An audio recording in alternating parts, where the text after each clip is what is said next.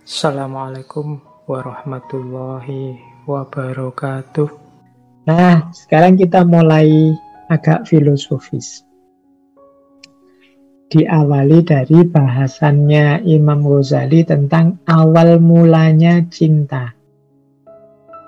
Yang pertama, kata Imam Ghazali, orang itu tidak mungkin mencintai sesuatu kecuali apa yang dia sudah kenal, apa yang dia sudah ketahui. Jadi itulah awalnya. Jadi orang tidak mungkin mencintai tanpa tahu. Ya kalau pepatahnya tak kenal maka tak sayang. Ya bagaimana bisa sayang kalau tidak kenal? Kalau tidak mengerti. Nah, lanjut. Asumsi kedua, tapi kenal tidak sembarang kenal. Kenal yang dimaksud adalah kenal yang berkenaan dengan keindahannya atau kenikmatannya.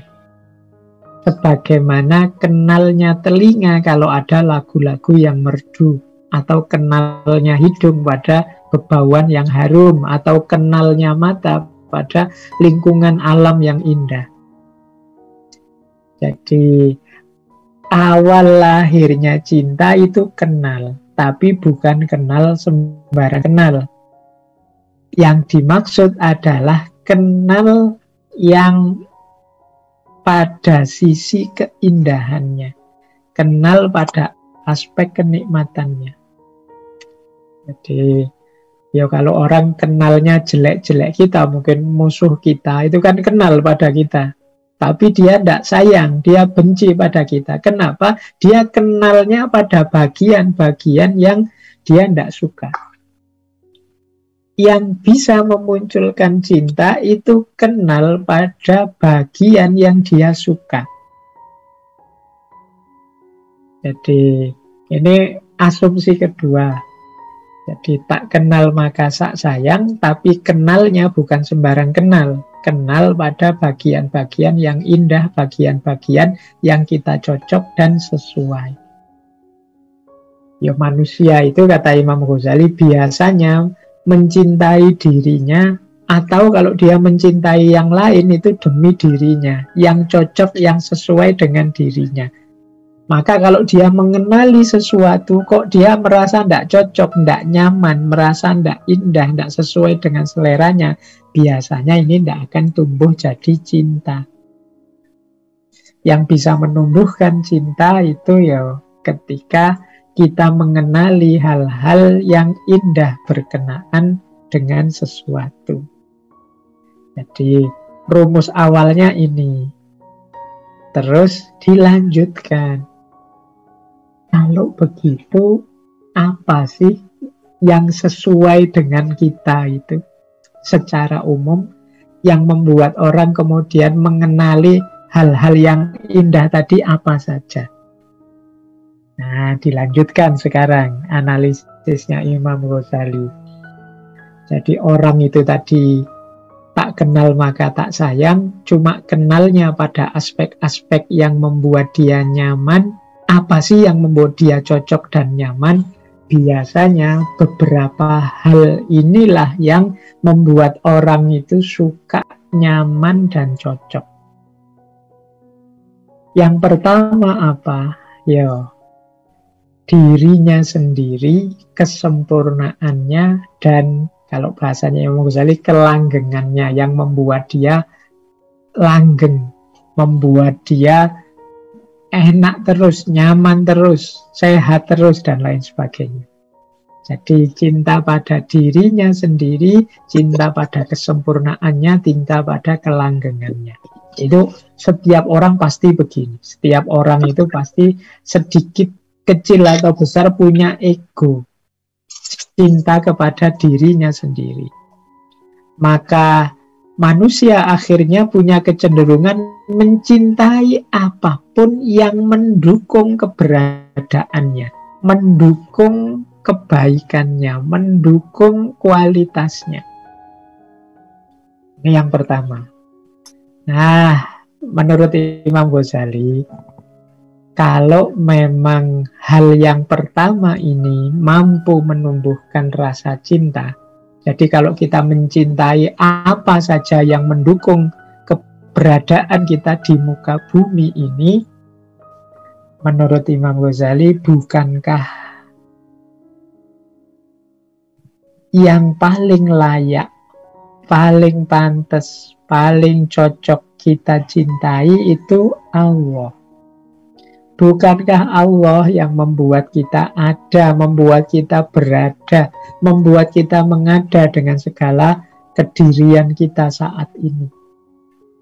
Bukankah Allah yang menyempurnakan karakter kita, yang membuat kita jadi manusia yang penuh kemuliaan, yang memberi kita kesehatan, yang memberi kita anak cucu sehingga kita mengalami kelanggengan, cita-cita kita berlanjut. Loh, itu semuanya kan Allah. Jadi kalau memang yang pertama ini yang membuat kita mencintai sesuatu atau seseorang, bukankah yang paling layak, paling pantas kita cintai Allah? Karena Allah lah yang menghadirkan kita. Hanya saja kita sering tidak panjang, tidak tuntas berpikirnya, sehingga kita tertipu oleh yang mendukung diri kita, mendukung keberadaan kita, yang sifatnya juga sementara dan masih perlu didukung juga. Kita lupa bahwa ada yang puncak, yaitu Allah, yang harusnya lebih kita cintai, karena keberadaan kita adalah atas izinnya Allah. Nah, rumus yang pertama ini. Jadi orang itu mencintai karena dia cinta dirinya sendiri. Nah, yang membuat diri kita sendiri ada itu kan Allah. Berarti apa? Ya harusnya kita cinta dong pada Allah.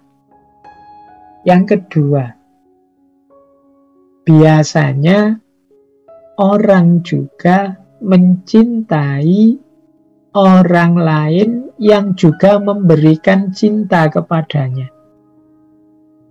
Ini ciri kedua.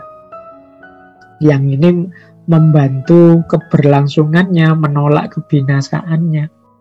Jadi orang-orang yang mencintai kita, sayang pada kita, itu kan biasanya terus kita juga tergerak untuk menyayanginya. Jadi, kalau kita punya teman yang tulus, atau punya sahabat yang sering membantu, atau punya saudara yang ikhlas menolong kita dalam banyak hal, kita punya orang tua yang mengorbankan apapun pada kita, itu kan mau tidak mau batin kita terdorong untuk mencintai mereka semua. Kalau kita tidak mencintai mereka, kadang kita dimarahi oleh orang, kamu tidak manusiawi. Padahal kalau kita berpikir lebih mendalam, kata Imam Ghazali, siapa yang lebih mencintai kita selain Allah? Siapa yang lebih memberikan aneka fasilitas bantuan, pertolongan selain Allah? Yang lebih dari Allah. Berarti apa? Kalau menggunakan rumus yang kedua ini, ya lagi-lagi yang pantas dan layak kita cintai ya hanya Allah sebenarnya. Yang nomor satu harus kita dahulukan, kita cintai, itu ya harusnya hanya Allah. Jadi ini alasan kedua orang biasanya mencintai. Alasan pertama dirinya sendiri, alasan kedua orang lain yang mencintainya, maka dia tergerak untuk mencintai. Kita sering lupa bahwa loh, ada yang sangat mencintai kita, yang memberikan segalanya untuk kita, memberi aneka fasilitas untuk kita, tapi kita lupa untuk mencintai balik. Kalau kita tidak membalas cinta orang-orang sekeliling kita, orang menyebut kita tidak manusiawi. Padahal kita lupa untuk mencintai Allah. Baik. Yang kedua itu alasannya. Jadi ini alasan orang mencintai tadi oleh Imam Ghazali langsung ditarik ke ranah cinta kepada Allah. Yang ketiga, kita itu sering mencintai orang baik. Meskipun dia tidak baik kepada kita saja, tapi orang ini memang orang baik. Dia baik kepada siapapun. Misalnya, saya cinta Pak kepada tokoh ini karena dia jasanya besar untuk bangsa kita. Saya cinta kepada pahlawan yang itu, dia mengorbankan hidupnya untuk Indonesia ini. Kita akan cinta, suka kepada orang-orang tulus, orang-orang yang mau berkorban, orang-orang yang menyebar kebaikan kemana-mana, meskipun tidak langsung kena kebaikan itu pada kita. Intinya kita cinta orang baik. Nah, tapi kata Imam Ghazali, kita sering lupa untuk mencintai Allah, padahal Allah itu maha baik kepada siapa saja. Allah itu Rahman Rahim, kasih sayangnya tidak terbatas. Jadi kita senang, kita cinta pada orang-orang baik, tapi kita lupa pada yang maha baik. Hubungan kita dengan Allah masih belum ada di level mencintai. Nah, ini menurut Imam Ghazali penting untuk kita prihatinkan.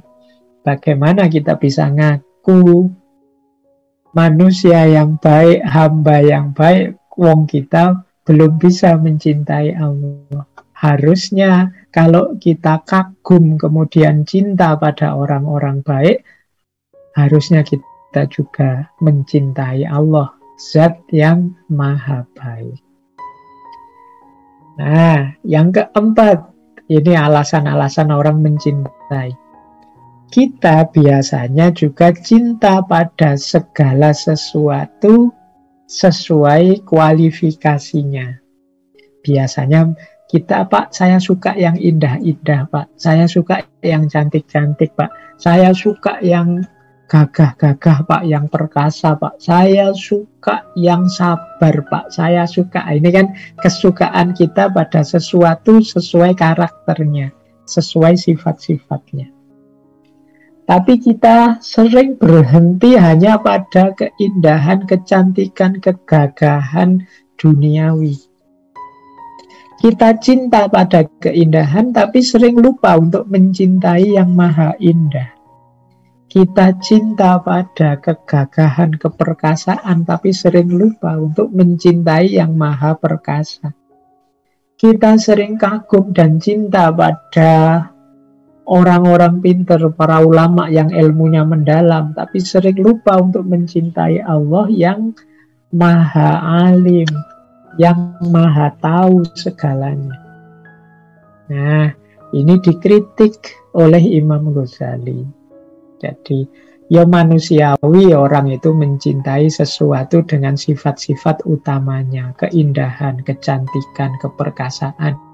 Tapi kok kita lupa dengan yang paling layak untuk menerima cinta kita dalam hal ini, yaitu Allah. Nah, yang keempat. Yang kelima, kita itu biasanya mencintai seseorang atau sesuatu yang sesuai dengan diri kita. Jadi yang cocok dengan diri kita. Jadi misalnya kita itu suka dengan kelembutan karena jiwa kita lembut. Kita itu suka dengan ketegasan karena kita ini orangnya disiplin. Dan lain sebagainya. Ini berarti kita mencintai yang cocok dengan kita. Ya kalau bahasanya anak-anak hari ini, yang tipe kita deh. Kita kan suka dengan yang tipe-tipe kita. Wah, saya suka Pak orang itu yang lembut, orang yang gagah, orang yang tegas, atau orang yang cerdik, dan lain sebagainya. Ini kan kenapa? Karena sesuai dengan aku, tipeku. Nah, menurut Imam Ghazali, bagaimana kita lupa bahwa tipe, kecenderungan, dan lain sebagainya itu pasti cocok, pasti sesuai, dan itu semua kan anugerahnya Allah pada diri kita. Karakter kita itu kan merupakan cerminan dari hadirnya Allah. Jadi misalnya tadi kita cinta ketertiban, kedisiplinan, kita cinta kekuatan, kita cinta keutamaan. Itu kan hakikatnya sifat-sifat Allah dalam puncaknya. Pak, saya itu suka orang yang penyayang loh Pak. Tapi kita sering levelnya hanya manusia dan sesama. Kita lupa bahwa ada yang maha penyayang. Pak, saya suka orang yang tegas. Orang yang kalau salah ya dihukum misalnya. Loh, kita levelnya tuh hanya level manusia. Kita lupa untuk naik pada puncaknya. Allah juga punya sifat tegas. Allah juga ada Sadidul Iqab. Allah juga ada Ghafurur Rahim. Allah juga Alimun Khabir dan lain sebagainya. Nah, jadi ini sebab-sebab cinta dan harusnya Allah yang lebih dulu menerima. Ini yang dimaksud oleh Imam Ghazali. Jadi kalau kita kembali sebentar ya filosofi cintanya Imam Ghazali tadi. Cinta itu diawali dari pengetahuan, pengenalan yang tadi tak kenal maka tak sayang. Tapi ya tidak sembarang pengenalan. Kenal yang sifatnya keindahan, yang sifatnya membuat kita nyaman, cocok, suka. Nah, yang membuat kita nyaman, cocok, suka itu paling tidak 5 hal ini. Yang pertama, mendukung diri kita. Yang kedua, yang mencintai kita. Yang ketiga, orang-orang yang menurut kita baik. Yang keempat, karena sifat-sifat tertentu yang menurut kita bagus, cocok, sesuai, misalnya keindahan, kecantikan. Dan yang kelima, yang sesuai dengan diri kita. Ternyata menurut Imam Ghazali, kalau kita jeli, semua sebab-sebab cinta itu harusnya membawa kita kepada Allah. Jadi yang paling puncak dari semua alasan ini harusnya kita bertemu pada Allah. Ya misalnya tadi, kalau kita mencintai keindahan, harusnya kita mencintai Allah yang maha indah. Kalau kita mencintai orang baik, harusnya kita mencintai Allah yang maha baik. Kalau kita mencintai orang yang mendukung kita, mencintai kita, siapa yang lebih mendukung dan mencintai kita selain Allah? Jadi inilah cara berpikir logika mahabbatullah yang dikembangkan oleh Imam Ghazali. Oke, untuk malam hari ini saya cukupkan sekian dulu. Mohon maaf kalau ada yang kurang berkenan, mungkin 1-2 kekurangan apa, mohon dimaklumi. Kalau ada kekhilafan, kealpaan yang teman-teman ngerti benernya seperti apa, ya silahkan disampaikan. Kurang lebihnya mohon maaf. Wallahul muwaffiq, wallahu a'lam bissawab. Wassalamualaikum warahmatullahi wabarakatuh.